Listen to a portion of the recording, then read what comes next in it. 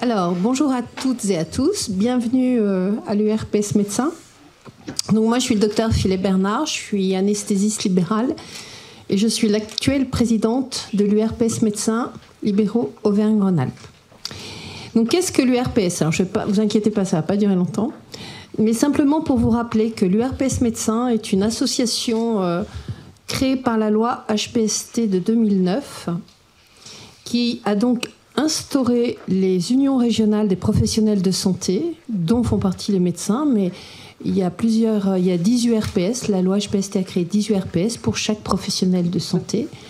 Alors, je citerai les kinés, les infirmiers, les pharmaciens, les dentistes, les sages-femmes, les biologistes, pédicure-podologues, orthophonistes, biologistes et dit. Bon, enfin bref, il y en a 10. Donc on est tous, chacun avons une union. Et donc, notre union a pour mission, de par la loi HPST, de représenter les médecins libéraux auprès des instances. Donc, en ce qui concerne l'association des URPS médecins, c'est une association financée par les médecins eux-mêmes. Parfois, ils ne le savent pas, mais je leur rappelle, au travers d'une cotisation obligatoire qui est prélevée sur leurs honoraires via l'URSSAF. Donc, cela veut dire que nous ne recevons aucune subvention publique et cela garantit donc notre indépendance et notre liberté d'action. Donc, cette association est dirigée par des médecins libéraux qui ont été élus par leurs pairs, tous secteurs et spécialités confondus. Et donc, nous représentons, bien sûr, la diversité et la richesse de l'exercice libéral dans la région Auvergne-Rhône-Alpes. Donc, les missions, comme je vous l'ai dit, c'est participer à l'organisation des soins sur le territoire en lien avec les institutions et avec les représentants et les élus territoriaux. On œuvre donc pour l'attractivité de la médecine libérale et on mène des actions sur différentes thématiques. Notre mandature a choisi de travailler sur 3 thématiques vraiment spécifiques. La première, c'est la santé et l'environnement. Mais nous souhaitons aussi œuvrer sur la cancérologie. Et notamment, nous avons une action auquel je tiens particulièrement sur le cancer du pancréas en lien avec, et en partenariat avec le réseau Ancora. Donc nous y reviendrons parce qu'il y a une grosse... il y a un gros travail à faire sur le cancer du pancréas, qui est un cancer excessivement meurtrier, qui est en pleine expansion en France et particulièrement dans notre région.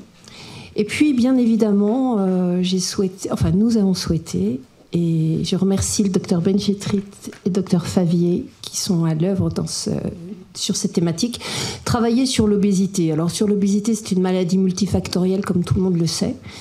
Mais il nous paraissait intéressant d'informer nos confrères et d'essayer de changer le regard sur cette maladie et pour ne pas ajouter du stress aux patients. Et je pense qu'en la matière, il y a beaucoup de choses à faire.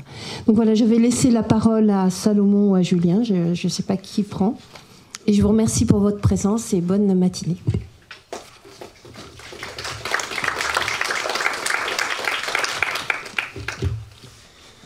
Alors, on attend.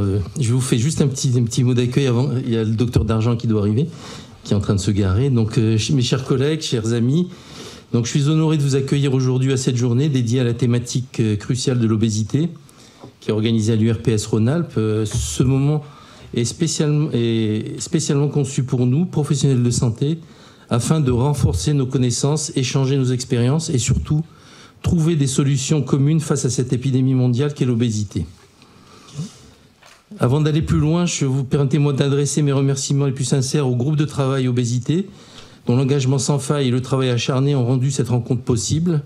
Leur dévouement est un exemple, ce que nous pouvons accomplir en travaillant ensemble. Un grand merci également à nos intervenants, dont l'expertise enrichira cette journée. L'obésité est une problématique de santé publique qui interpelle, tant par son ampleur que par ses répercussions sur la vie des patients. En tant que professionnels de santé, nous sommes en première ligne pour apporter des solutions concrètes et adaptées. C'est pourquoi cette matinée d'échange et de formation est cruciale Ensemble, nous avons la capacité de mieux prévenir, de mieux accompagner et de mieux traiter l'obésité. Je vous souhaite une matinée toute inspirante, pleine de découvertes, de discussions enrichissantes, dans l'espoir que ces échanges nous permettront de renforcer nos pratiques et d'offrir un meilleur accompagnement à nos patients. Merci encore de votre présence. Merci au chargé de mission Adeline, à la responsable de communication du RPS, Fanny, qui ont coordonné, organisé et préparé toute la communication. Je vous souhaite une excellente matinée. Alors, l'organisation de ce séminaire a volontairement été comme ça. C'est-à-dire qu'on va avoir des présentations courtes par des experts et des orateurs. Et puis, c'est surtout ouvert à la discussion avec le public. Voilà, merci. Bonne matinée à vous tous et à tout à l'heure. À tout de suite. Alors, je suis chirurgien bariatrique. En fait, je viens de prendre ma retraite de chirurgien. Je fais d'autres choses dans la médecine, mais plus de la chirurgie bariatrique, comme Salomon. Et comme Salomon, sans doute, quand un patient m'offre une boîte de chocolat, et c'est fréquent dans la clientèle d'obésité, et c'est pas toujours les meilleurs, mais bon, et ben je la mange dans la journée. Voilà, ça c'est pour déculpabiliser, enfin me déculpabiliser déjà, mais bon. Alors, je vais essayer de vous apporter des données que vous connaissez pour la plupart, parce qu'elles sont elles sont partout, et un éclairage un petit peu sur ces données, peut-être personnelles ou voilà. Alors sur la base des diapos que vous avez là, mais en fait tout est en un, alors que j'avais des slides un peu plus détaillés. Je m'appuie sur pas mal de données qui sont par exemple une étude publiée dans le Lancet qui est issue des... Les Britanniques sont très en pointe sur l'épidémiologie. C'est vraiment une grande école de santé publique, globalement, le Royaume-Uni, et ils ont un programme qu'ils appellent NCD, les maladies non communicables, non infectieuses, et dont l'obésité va devenir la première dans les prochaines années, si ce n'est pas déjà le cas. Et cette étude du Lancet parue en début d'année met en parallèle, de manière volontaire, et je pense que c'est original de l'aborder sous ce plan-là, parce qu'à l'échelle mondiale, on ne peut pas met en parallèle les problèmes nutritionnels de l'obésité et de la sous-nutrition.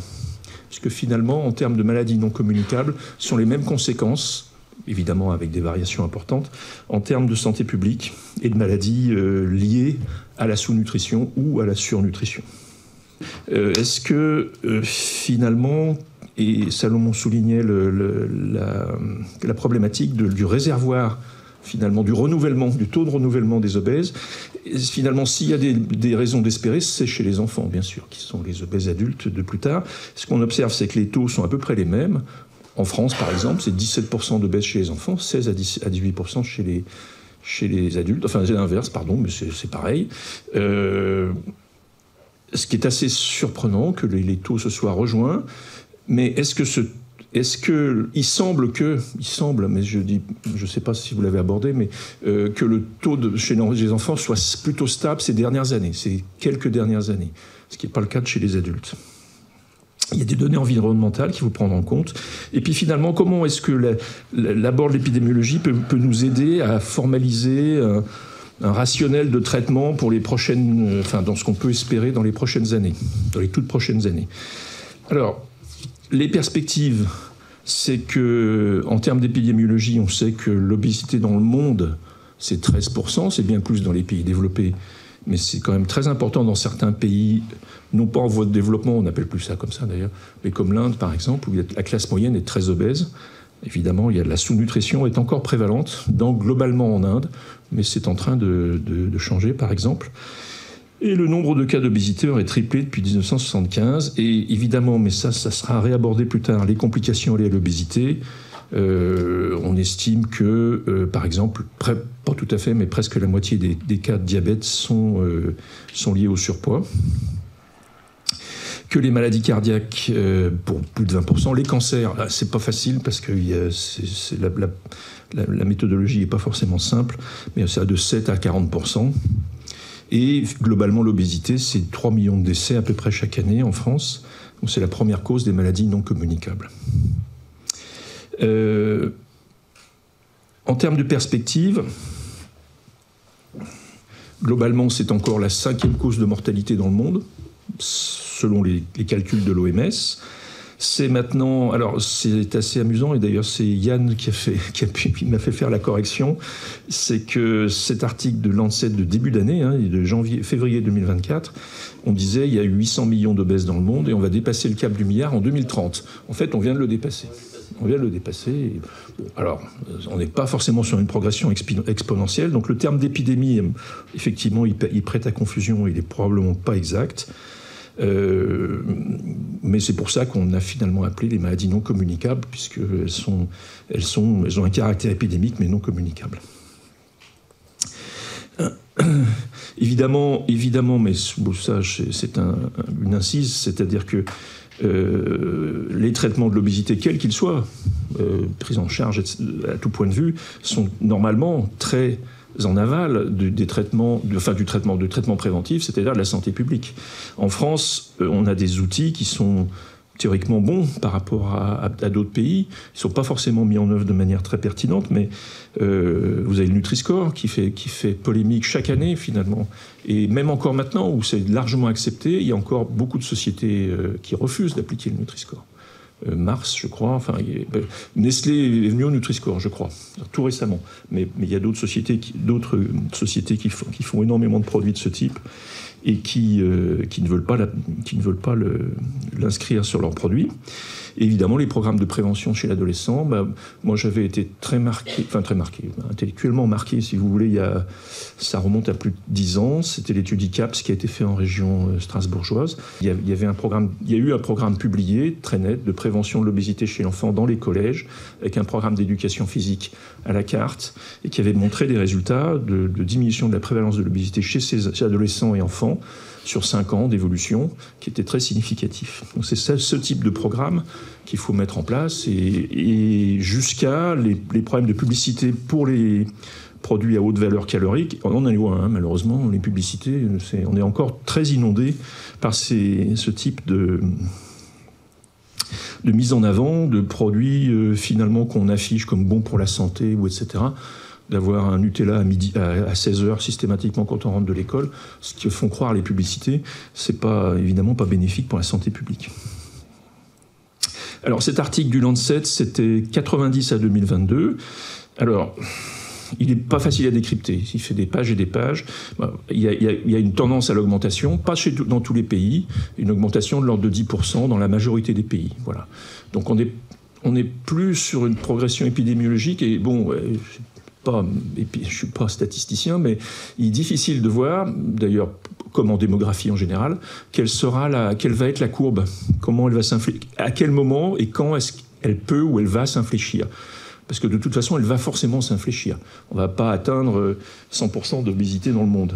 Donc si on atteint déjà 13%, on peut monter à 20%, mais je ne suis pas certain qu'on puisse monter davantage, parce qu'en parallèle, et c'était l'intérêt de cet article du Lancet, la sous-nutrition est toujours présente à chiffre à peu près égal. Enfin, c'est 6 à 800 millions de sous-nutris pour 1 milliard de surnutris. Donc c'est pas... à l'échelle mondiale, il faut regarder, il faut mettre les choses en perspective. Les pays riches ont un angle différent, bien entendu, puisque la sous-nutrition en France est quand même faible. Ça vous met aussi en valeur que, de toute façon, il y a une résistance à l'obésité chez beaucoup de gens, quand même. Heureusement, il y a quand même, on va dire, un tiers de la population qui sera exonérée d'obésité, quoi qu'il arrive, ou qui aura, et c'est une problématique thérapeutique d'ailleurs, une obésité, on va dire, transitoire, liée à l'adolescence et au début des grossesses chez les femmes, par exemple, très typiquement. Vous savez que les femmes représentent 80% de la clientèle chirurgicale aujourd'hui, et bon, c'est la majorité de la clientèle recherchant des méthodes de perte de poids. Donc voilà, ces études du Lancet, elles sont un peu complexes, mais elles mettent en valeur quand même, on est toujours sur un rythme haussier, mais qui peut être, comme la démographie, on sait que de toute façon, et on ne cesse d'ailleurs de baisser d'année en année le pic de croissance de la population mondiale. Possible qu'en obésité, on évolue de la même manière, mais on n'a pas, je pense, les outils actuellement. Je pourrais être détrompé par un épidémiologiste, mais je ne crois pas qu'on les ait. Voilà, en termes de PIB, ça fait 3% du PIB actuellement, à peu près. Dans la majorité des pays, c'est évidemment pas 3% au Mali, mais bon, ils ont d'autres soucis, vous allez me dire. Et ça fait 2000 milliards de dollars à mettre en parallèle avec les coûts de la chirurgie. avec les coûts du traitement, pardon, en général. Alors, deuxième perspective un peu atypique que je voulais souligner, c'est qu'est-ce que ces outils vont apporter en termes d'analyse de ce qui va se passer, ce qui est en train de se passer en termes d'offres thérapeutiques. Vous savez que l'offre thérapeutique, c'est évidemment quatre secteurs très inégaux. Hein. Un secteur qui est le traitement habituel de l'obésité, de nutrition et de diététique et d'hygiène de vie. Bien entendu, ça restera toujours le premier, en théorie. Et en tout cas, sur le plan de la santé publique, ça doit rester le premier. On pourrait rajouter la santé publique qui est en amont, mais enfin, c'est une action thérapeutique de manière quand même assez explicite. Et maintenant, il y avait ensuite les médicaments au sens large. Donc les médicaments, c'était un fourre-tout très commode et très flou, très imprécis et plutôt inefficace jusqu'à il y a encore 2 ans. Alors, les médicaments à nouveau sont apparus il y a plusieurs années, mais ils sont vraiment massifs maintenant et on est, pour la plupart d'entre vous peut-être, conviés à un webinaire la semaine prochaine qui est le webinaire de lancement de Novo Nordisk Wegovy. Donc ça veut dire que le Wegovy est dans les pharmacies dans quelques semaines. Yann nous dira, mais c'est sans remboursement, avec remboursement, ça a traîné parce que voilà. Bon, j'anticipe parce que c'est pas mon talk en principe. Ensuite, bien sûr, les traitements mécaniques. Alors c'est essentiellement la chirurgie aujourd'hui, mais pour une fraction des obèses, qui sont les obèses morbides, BMI 40. Là aussi, j'insiste pas parce que ça va être explicité, mais que va-t-il se passer ? Que va-t-il se passer ? Est-ce qu'on peut anticiper que Novo Nordisk et Lilly qui n'est pas encore sur le marché en France, plus 5 ou 6 laboratoires qui ont des molécules, vont balayer le marché ? Oui, je pense que oui, ils vont balayer le marché. Comment ça va se passer exactement ? On n'en sait rien. Alors, si on prend des chiffres d'affaires, par exemple, qui sont quand même, pas chiffres d'affaires au sens large, c'est-à-dire que le coût du traitement de l'obésité, actuellement, si vous avez 500 000 obèses opérés dans le monde, globalement, ça fait un coût de 10 milliards, si vous comptez 20 000 euros par intervention. Je suis large. En plus, il ne faut pas considérer que l'intervention, mais ce qui va avant et ce qui va après. Le chiffre d'affaires, premier trimestre, et finalement qui concerne que quelques pays, dont les États-Unis, bien sûr, de Lilly et de Novo Nordisk, c'est 1 milliard d'euros, 1 milliard de dollars le premier trimestre. Donc on est déjà, alors qu'on aborde au tout début, finalement, ces traitements qui, de toute façon, ont vocation à être multipliés par 10 en termes de chiffre d'affaires, on est déjà dans les mêmes chiffres, 10 milliards d'euros, 10 milliards de dollars, pour la chirurgie comme pour les médicaments. Et évidemment, la chirurgie ne pèsera plus, entre guillemets, que 10% de l'offre thérapeutique en termes financiers. Donc ça interroge beaucoup. Quels sont les coûts environnementaux de ces traitements ? Alors, il y a un coût environnemental et il y a un coût tout court, bien sûr, pour les médicaments, pour la production de médicaments. L'usine Novo Nordisk à Chartres, je crois qu'il y a 3 milliards d'investissements, sauf erreur. On peut me corriger, mais c'est à peu près cette somme-là. Donc il y a des coûts environnementaux pour la production de médicaments, bien entendu. Il y a aussi des coûts environnementaux pour la chirurgie. La chirurgie, c'est 200 kg de CO2 émis par intervention, grosso modo. Donc on arrive à 5 millions de tonnes de CO2. Donc c'est un vrai coût environnemental aussi. Donc, et alors, perspective, si vous voulez, un peu plus originale, si je puis dire, il y a, il y a une étude, donc si vous souhaitez, ça s'appelle Frontières Nutrition 2019, qui met en valeur finalement, qui a pu chiffrer la méthodologie. Je ne rentre pas dans le détail, ça me dépasse un peu de toute façon, mais la méthodologie est ce qu'elle est, mais que représente l'obésité en termes de gaspillage d'empreinte carbone, si vous voulez, globalement, en termes d'acquisition de l'obésité. Et l'acquisition de l'obésité, c'est par an 40 millions de tonnes de CO2 émis pour les pays d'Europe. C'est à peu près la même somme pour l'Amérique du Nord, tout confondu. Donc on voit qu'on n'est pas si différent que ça. C'est-à-dire finalement quel est le coût d'environnement de l'acquisition de ce qu'a coûté la nourriture excédentaire pour parvenir à ce stade d'obésité que nous avons dans les pays occidentaux. Malgré tout, si vous comparez, vous avez un chiffre qui est 14 fois inférieur dans les pays d'Asie du Sud-Est, Asie de l'Est. Enfin, on va dire Inde, Chine, etc. Tous ces pays-là. Donc malgré tout, on démarre finalement dans les pays occidentaux avec une dette environnementale qui est très supérieure. Par-dessus, on va rajouter une dette de traitement. Finalement, on a vu la consommation d'énergie. Donc ça met en perspective où est-ce qu'on va. Alors, comment ça va se passer ? D'abord... Jérôme, si tu peux... Oui, je conclue, finalement, sur la chirurgie, mais sans l'aborder dans le détail, mais qu'est-ce qui fait qu'aujourd'hui, il y a quand même un discours qui est un peu faussé en disant, les chirurgiens, dont je fais partie, se disent, bon, il va y avoir une baisse tendancielle, bien sûr, à cause des médicaments, parce qu'aux États-Unis, c'est au moins 25% sur l'année dernière, où les médicaments étaient commercialisés, mais ça va revenir. Ça va revenir parce qu'on va s'apercevoir qu'il y a un rebond, on est dépendant du traitement, ça marche pas si bien, ça coûte cher, etc., etc. Les gens l'arrêtent au bout d'un certain temps. En fait, bon, c'est très, très tendancieux. Moi, je dirais, comme les fabricants d'automobiles, l'hiver arrive, winter is coming, c'est clair, mon point de vue. Et voilà. J'espère qu'il y aura une alternative endoscopique qui permettra d'aller un peu plus loin, mais voilà. Mais de dire, plus il y a d'obésité, comme on le dit depuis des années, plus il y a d'obésité, plus il faut faire de la chirurgie, non, c'est un raisonnement qui est contrefactuel. Et même, normalement, plus il y a d'obésité, moins il y a de chirurgie en proportion. Parce qu'on ne peut pas étendre plus que 500 000 patients par an, c'est très difficile d'aller au-delà, vu les moyens qu'on a à l'échelle du monde et des moyens techniques. Ensuite, aujourd'hui, on dit les obésités, c'est pour par exemple, à partir de la classe 1, un peu, mais surtout classe 2, etc., c'est plus certain, bien entendu, avec les alternatives médicamenteuses.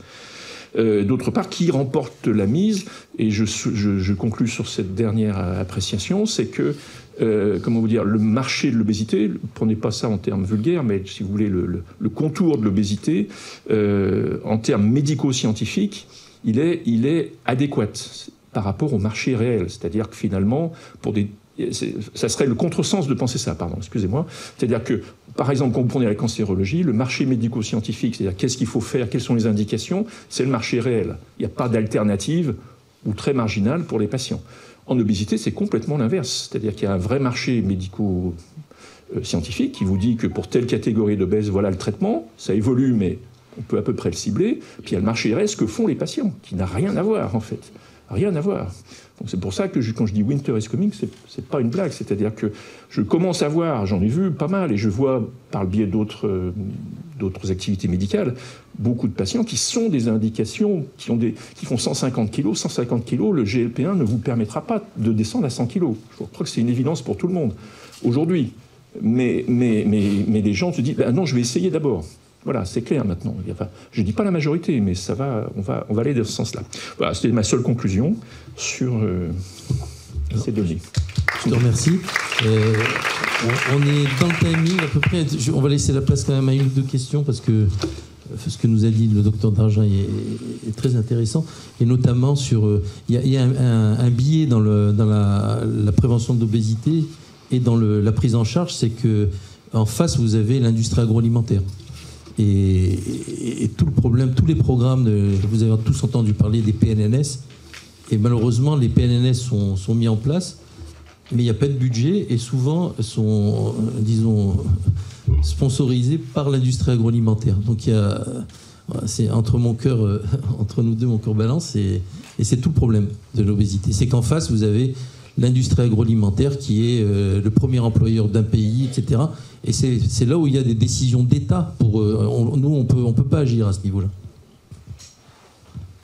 Oui, ça change. Je reprends ta remarque parce que l'industrie agroalimentaire se comporte, alors toute proportion gardée, comme l'industrie de l'armement. Alors si on prend les États-Unis, parce qu'il y a des livres qui ont été faits qui sont très éloquents, c'est-à-dire se défend toujours de la même manière. Ou l'industrie. C'est-à-dire que c'est pas la nourriture qui est mauvaise, ce sont les gens. Les armes, elles sont très bien, les armes. C'est juste les gens qui sont fous, il ne faut pas leur laisser une arme. Donc on est dans la même problématique. Et donc il y a l'industrie agroalimentaire aux États-Unis finance des études pour montrer que le coca, c'est pas du tout nuisible, il ne faut pas en boire trop, il faut faire beaucoup de sport. Et ils vont financer des études. Et vous avez des nutritionnistes de premier plan, des universitaires qui participent à ces études, qui sont largement sponsorisés, etc. C'est presque un scandale qui a été mis en moins caricatural en Europe. Néanmoins... Une dernière question.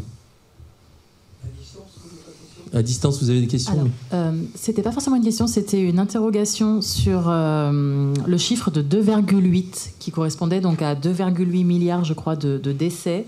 La personne millions. disait plutôt 2,8 millions. Millions, oui, millions. Oui, voilà. Oui, donc, on est d'accord. alors c'est la diapo qu'il faut. Merci. Oui. C'est des estimations, parce que vous voyez, pour le cancer, on dit entre 7 et 40%. Donc d'avoir quel est le nombre de cancers attribuables, pas évident. C'est plus facile de faire le nombre de cancers attribuables à la pollution, par exemple. Je pense, mais je ne suis pas méthodologiste. Très bien. Merci, Jérôme. On va passer... Salomon, oui. Moi, j'ai une question. Vas-y, parce pardon, que, si je coupe la présidence, oui, ça va pas le faire. Je vais me faire licencier. Alors, donc, je suis là. Donc, moi, je suis ni nutritionniste, ni chirurgien. Je suis juste anesthésiste, mais je suis surtout une citoyenne lambda dans ce cas-là.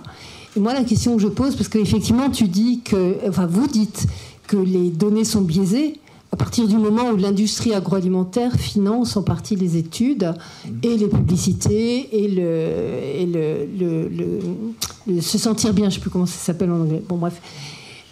Et d'après vous, nous, à notre niveau, puisque nous sommes là, c'est que nous avons conscience du problème et que nous voudrions agir, sur quel levier pourrions-nous agir?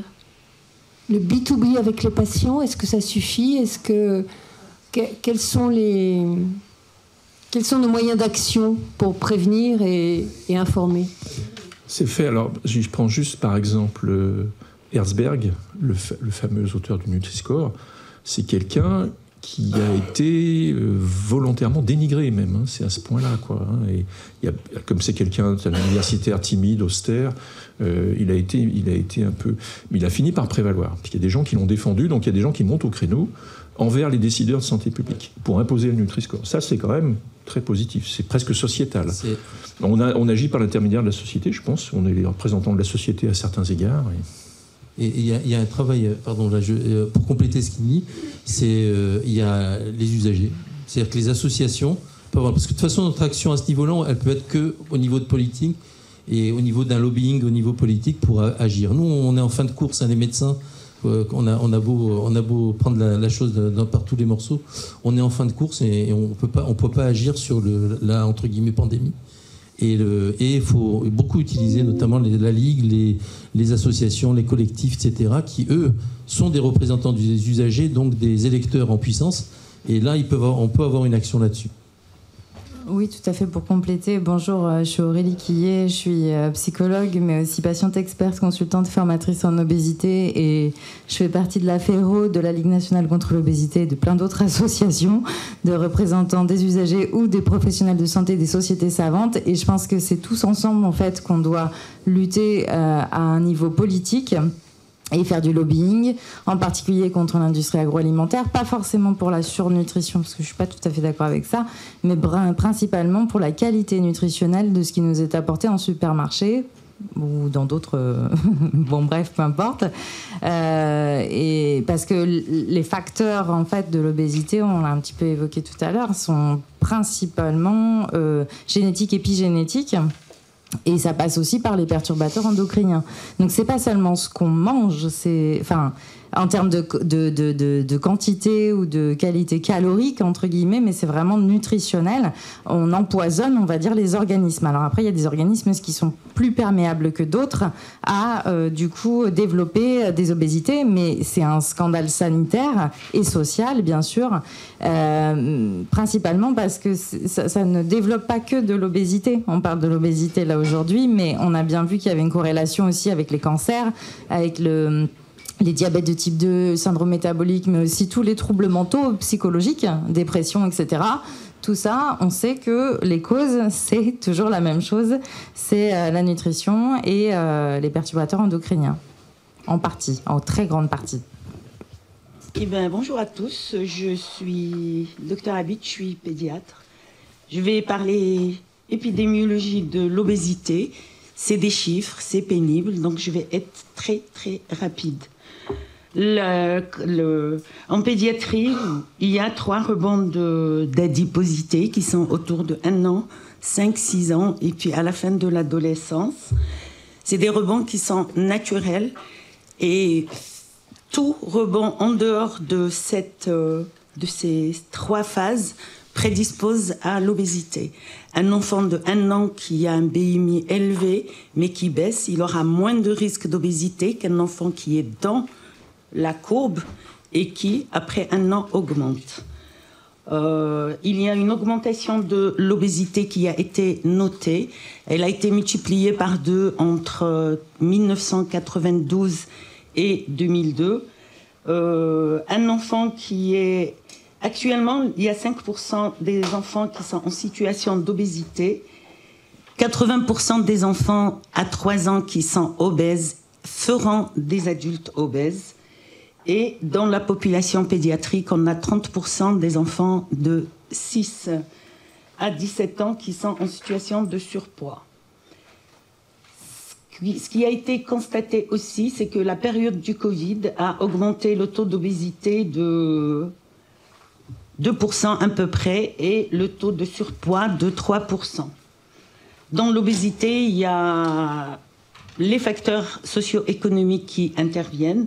C'est un peu triste, mais il y a plus d'obésité, 2 fois plus d'obésité dans les familles avec un niveau socio-économique bas par rapport aux familles qui ont un niveau socio-économique élevé.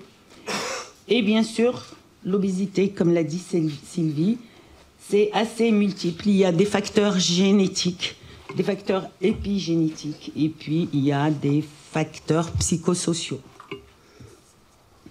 Pour ce qui est de la prévention, moi je pense que la prévention commence par le pédiatre. C'est à nous de faire en sorte que l'enfant accepte les produits amers et dégueulasses finalement, les légumes verts. Un enfant, en fait, il va fabriquer son goût à partir de 4 mois quand on commence la diversification. Commencer par les légumes verts, c'est normal. Donner le sucré après, c'est comme le dessert, tout le monde le mange, même quand on n'a pas faim. Mais si on commence la diversification, comme beaucoup font, avec des carottes, de la patate douce, donner les épinards derrière, c'est pas très jouissif. Donc, commencez toujours par les légumes verts, n'introduire les légumes, les choses sucrées qu'après l'acceptation de ce qui est amer. Ne jamais sucrer le lait ou les yaourts, donc les blédines et tout ça, c'est out. Ne pas habituer l'enfant au grignotage entre les repas. Favoriser la marche à pied, ça reste le sport qui coûte le moins cher. Apprendre aux familles, en fait, à marcher ensemble, déposer les enfants à l'école, aller faire les courses à pied. Ça coûte pas cher et ça fait brûler quelques calories. Le traitement ou la prise en charge, c'est jamais de régime, c'est une alimentation normale, équilibrée. On n'impose pas un régime à un enfant, tu vas manger 100 grammes de steak. C'est en fait, il faut voir ce que mange la famille et adapter son discours avec ce que mange la famille. Quand la famille mange des pizzas, on parle pizza. Quand la famille mange du couscous, on parle couscous. Et on essaye de varier les choses. La difficulté, c'est que c'est un travail qui est lent, qui n'est pas toujours avec un résultat positif tout de suite. Quand on soit une méningite, on donne des antibiotiques, le mec, il guérit, on est content. Mais là, c'est un travail de plusieurs années et il faut travailler avec la famille et travailler avec l'enfant. Mais nous, en tout cas, on ne peut rien faire. Moi, c'est ce que je leur dis. Alors au début, je leur dis, vous êtes Zidane, je suis votre coach. Et le jour où le mec m'a dit, c'est qui Zidane? Du coup, j'ai compris que j'ai vieilli et maintenant je parle Kylian. Mais il faut chercher quelqu'un d'autre parce que Kylian est parti. Voilà. Je n'étais pas une fan de Deschamps, donc c'était un peu difficile. Pas de jugement. Quand j'étais jeune, quand je disais la première fois, la deuxième fois, et que, ça passe pas, ça le fait pas, je sortais mes crocs. Donc j'ai un peu adapter mes paroles, accepter que ça marche pas, tenir bon, c'est le plus important. C'est un travail lent. Il n'y a pas de résultat immédiat, il n'y a pas de satisfaction immédiate. Et des fois, ce qui est beau finalement, c'est quand vous travaillez avec l'enfant pendant 1 an, 2 ans, et vous le voyez 4 ans après, et c'est une jolie silhouette, et bien ça fait plaisir.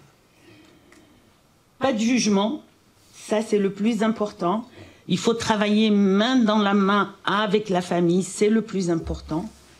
Et puis, voilà, moi je suis quelqu'un de très gourmand, donc quand je m'occupe de l'obésité, j'accepte les écarts, les anniversaires, Noël, voilà. Je leur dis, voilà, quand vous avez pris la crème brûlée parce que c'est trop bon, et le lendemain, il faut marcher ou il faut, manger de la salade. Et dans l'ensemble, ça le fait un peu. Donc voilà ce que j'avais à vous dire. Je n'ai pas été très longue.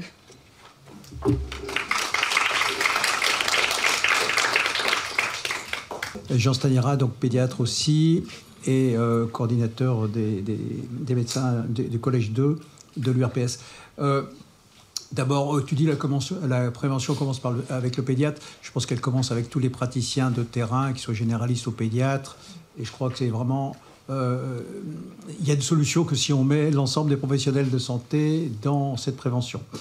Ma question, c'est que effectivement, j'ai été aussi jeune pédiatre à un moment comme toi, et j'avais l'impression que j'ai été efficace en intervenant tôt, effectivement. Puis je me rends compte que je suis moyennement efficace.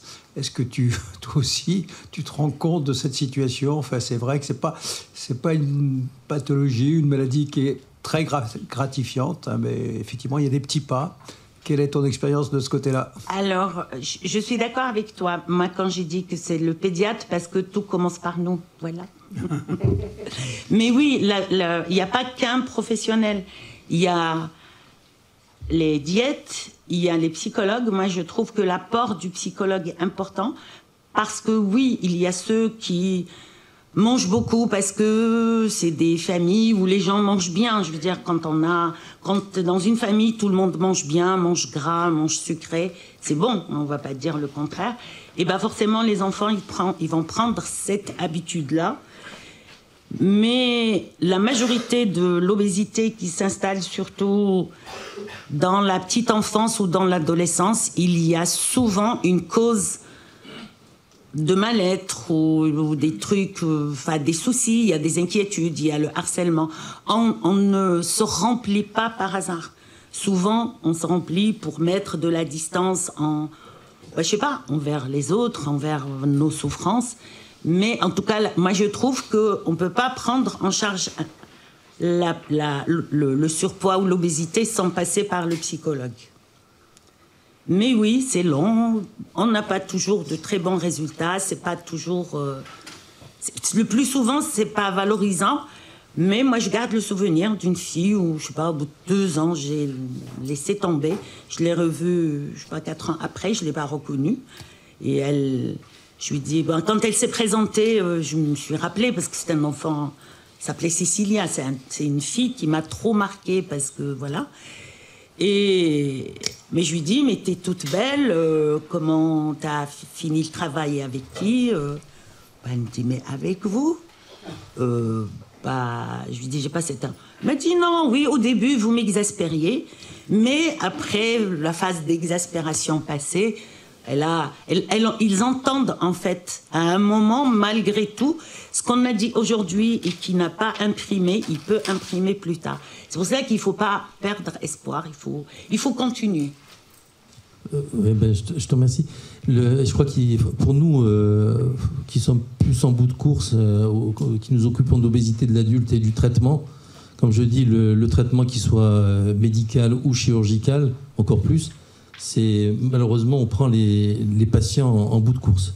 C'est-à-dire qu'on est le dernier recours.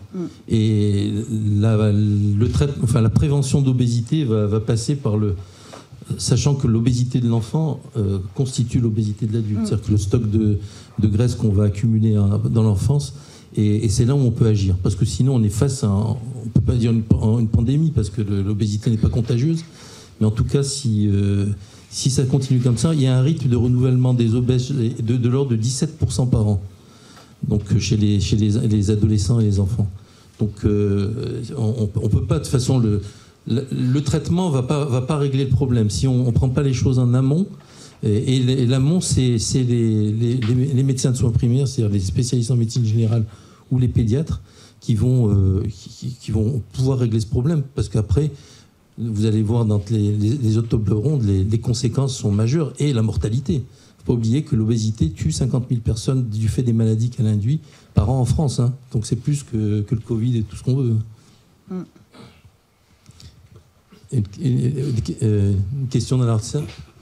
Oui, bonjour, Charles-Henri Guez, je suis médecin généraliste à Sainte-Foy-les-Lyons et aussi membre du bureau de l'URPS. Je pense que là, on met le point sur quelque chose de très, très important. C'est la complémentarité, en fait, entre la médecine, alors tu l'as appelé de premier recours, en fait, on pourrait dire le médecin de famille, ou simplement le généraliste qui voit une otite envoyée par le SAS parce que son médecin n'était pas là, et pour lequel on va les peser, les mesurer, et on voit en fait que cet enfant, il est en surpoids.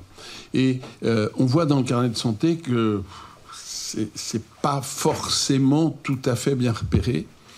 Et je crois qu'on a, en particulier dans des situations de soins non programmés, où on sait qu'on ne va pas revoir l'enfant, un rôle important de dire, bon ben ok, il a une otite, il a pleuré, je donne quelque chose, mais il est en surpoids, et là il faut que vous retourniez voir le médecin qui l'a en charge. Alors c'est là où c'est un petit peu compliqué avec les familles, parce qu'elles ne savent pas forcément bien comment on fait au tout début. Et ces enfants en surpoids, on en a tous vu dans les classes, ça se voit partout. Voilà, je pense qu'il faut vraiment qu'on insiste sur cette complémentarité. Et moi, j'aime beaucoup, c'est pas une intervention brève, mais quand on dit au cours d'un acte non programmé pour complètement autre chose, à l'enfant et aux parents, eh bien, écoute, là, moi, je trouve que tu devrais parler de ça avec le médecin qui te suit. C'est assez utile, et en plus c'est presque plus facile pour nous parce que on avait une espèce de discrétion, je vais dire, ou de trouille, hein. Comment je peux dire à un enfant qu'il est un peu gros, hein. C'est surtout pas le mot qu'il faut employer, enfin je pense qu'on en parlera au cours de la journée, mais il faut, à mon sens, quand même poser un cadre. Et bien là, cet enfant sort des courbes. Oui, je suis tout à fait d'accord, parce que il y a des enfants, en général, un enfant qui est bien suivi, qui a ses courbes, dans tous les cas, même si on n'a pas le temps dans les visites d'urgence, sur les visites systématiques, on dit, voilà. Mais moi, ce que j'ai remarqué, c'est que quand je commence à parler surpoids, et que la maman est en surpoids, et le papa est en surpoids, les parents, ils mettent de la barrière. Ou alors, enfin, je ne sais pas comment. Des fois, l'accroche, elle est difficile. Et c'est d'autant plus difficile que tout le monde est en surpoids. La semaine dernière, je devais voir une petite ado. La maman appelle la secrétaire et lui dit: est-ce que vous pouvez dire au docteur Habit de ne pas aborder le poids avec ma fille? Voilà, mais peut-être qu'avec... Non, mais vous avez tout à fait raison. Je pense que là encore, un enfant est un peu un symptôme aussi à certains moments.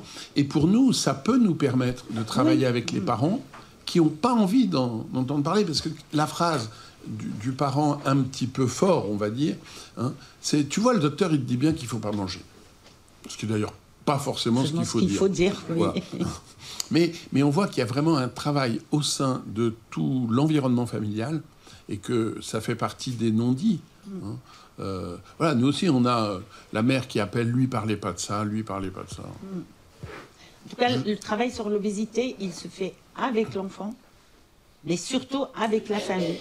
La famille, forcément, elle peut rien faire. Moi, je dis, il faut pas se battre. Moi, ce que je dis toujours, même depuis pour tout, on se bat pas pour la bouffe, mais on peut changer la façon de faire les courses. Pour le grignotage, je dis, on ne mange pas ce qu'il n'y a pas. Moi, j'adore le chocolat. Quand il n'y en a pas chez moi, je ne le mange pas.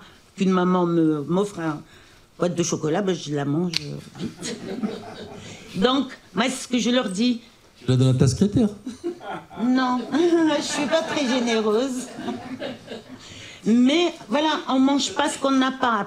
Personne n'est sorti à 11h du soir acheter du chocolat. Non. Eh ben, tu peux avoir une envie, ça va passer. Et moi, ce que je fais, c'est que je présente le côté économique de la prise en charge de l'obésité. C'est sûr que si je vais faire 1 kilo de pâtes, eh ben, ça coûte. Si on est 2 et je fais 200 grammes de pâtes, eh ben, j'ai gagné le 1/5 du prix. Voilà. Et voilà, enfin voilà. Les enfants qui sont en surpoids, c'est des enfants qui sont gourmands. Être gourmand, ben c'est bien, mais bon, il ne faut pas tenter les gens, moi c'est ce que je dis. Les enfants en surpoids, il ne faut pas les tenter. Quand il n'y a pas de gâteau, on ne mange pas. Et, je sais pas, une fois avec une famille, la maman, je lui dis, ben voilà, elle me dit, j'ai pas d'argent, ou je sais pas quoi. Je lui dis, écoutez, je ne vous demande pas de... Il n'y a rien, enfin, vous allez même dépenser moins d'argent. Et je sais pas, elle m'avait exaspérée, cette mère. Et du coup, oui. Et du coup, je lui dis, ben voilà, les légumes, vous pouvez aller au marché, en fin de marché. Ils bradent leurs légumes. Le mec, il ne va pas rentrer avec 3 tomates dans son camion. Et je lui dis, voilà, chaque fois que vous faites les courses, sortez avec 2 porte-monnaies. Et ben, quand vous voyez du coca, et vous n'y avez pas droit, regardez combien ça coûte, et mettez-le dans l'autre porte-monnaie. Et bref, j'étais sûre qu'elle ne reviendra pas parce qu'on s'est un peu pris... voilà. Et finalement, et la fille a maigri, et sa mère a maigri. Et je sais pas, 8 ou 10 mois après, je reçois une carte postale de Saint-Domingue. La nana, elle était au RSA. Cher docteur, nous vous remercions pour ces superbes vacances que vous nous avez offertes. C'était pour docteur Abid. J'étais là, il doit y avoir un docteur Abid qui a une maîtresse. Ça, c'est mon côté concierge. Et je la revois, c'était les vacances scolaires, c'était février, les vacances scolaires. Je les revois, elle la petite, toute belle, toute bronzée. Ben, je dis, mais t'as bronzé où? Il me dit, ben, on était à Saint-Domingue, vous n'avez pas reçu ma carte? Ah oui, je l'ai reçue. Et cette mère, elle m'a remerciée, elle m'a dit, oui, je vous remercie, je n'ai jamais pu m'offrir des vacances, même pas un week-end en camping, parce qu'elle était RSA, mais avec les 1,50 €, 2 €, elle a trouvé de quoi se payer 15 jours à Saint-Domingue. Je n'y suis jamais encore allée. Je devrais faire régime, peut-être. Et c'est beau, enfin, moi, je trouve... On va redonner la parole. Il y a la place pour une question ou un échange, si vous avez... Oui. Oui, bonjour, docteur Goudal, je suis médecin généraliste installé à Chambéry et je fais partie du REPOP 73 depuis 4-5 ans maintenant. C'était juste pour rejoindre un peu ce que vous disiez. En fait, l'avantage du REPOP, c'est qu'on a une prise en charge qui est multidisciplinaire. On a des psychologues, des diététiciens et de l'activité physique adaptée. Et ça permet à des familles qui, du coup, peuvent être en difficulté financière d'avoir accès à tout ça sans avoir à payer. Donc, on sélectionne. Le problème, c'est qu'il faut sélectionner parce qu'il n'y a pas de place pour tout le monde. Et moi, je travaille dans un cabinet où on est 6 et du coup, je vois surtout les petits patients de mes associés qui me les envoient. Et ça a un côté assez bien parce que je les connais un peu. Ils sont suivis à côté, mais il y a quand même la prise en charge que obésité avec moi. Et je pense qu'ils sont plus à l'aise parce qu'ils connaissent un petit peu l'environnement, ils ne sont pas trop perdus. Et malgré ça, je trouve que là, au bout de 4 ans, je suis un peu plus près du micro. Pardon, je suis un peu frustrée sur les résultats. Je trouve que les enfants que je suis depuis 4 ans n'ont pas beaucoup de résultats, alors qu'on met vraiment tout à disposition pour que ça marche. Donc c'est compliqué. Tu as semé la graine, elle va probablement donner effet. Bon, très bien. Je vous remercie. Je remercie Léna.